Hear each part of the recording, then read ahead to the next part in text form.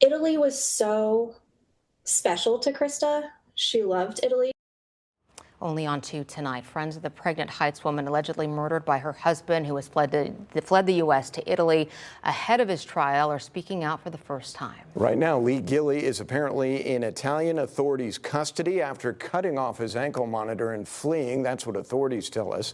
KPRC 2 News reporter Bryce Newberry has been on the story all week. He's live in the newsroom tonight with what her friends are saying about this. Bryce? Yeah, Joel and Lisa, excruciating is the word one friend used. They had finally felt like the end was in sight with Lee Gilley's murder trial just weeks away. But now, after he's left the U.S. and claimed asylum in Italy tonight, they are slamming the system failures and trying to focus on fighting for justice for Christa.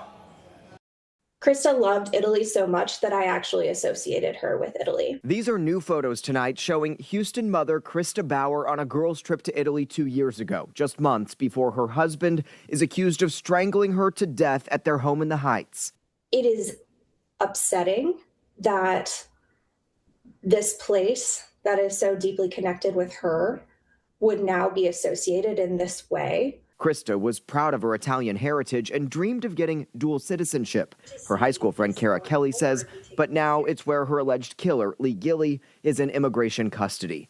Federal investigators say he cut off his ankle monitor while out on bond in Houston and fled to Italy using the name Lejeune Jean-Luc Olivier and forged Belgian travel documents. Now he's claimed asylum. Investigators searched his home again this week, seizing his SUV just weeks before his capital murder trial was scheduled to start. There was kind of an end in sight. That's been moved again, and it's just destabilizing and awful. Court records show Gilley has discussed plans to flee to Mexico and other countries, as well as a detailed plan to remove his GPS monitor, concerning for Kelly and others who knew Christa. There was so much warning that it was in public records that people in the court and the system had, and yet no one seemed to really take it seriously. Multiple people in multiple jurisdictions could have done something sooner, she says, still not understanding how someone could get out of the country so easily while on bond for capital murder, possibly delaying any sense of closure. It's not going to deter us from continuing to honor her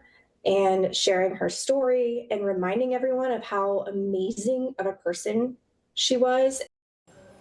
And Gilley's defense attorney, Dick DeGuerin, tells me this afternoon that he finally spoke with Gilley today, advising him to waive extradition and get back to Houston. He says that there was a hearing in Italian court this morning, another one scheduled for tomorrow.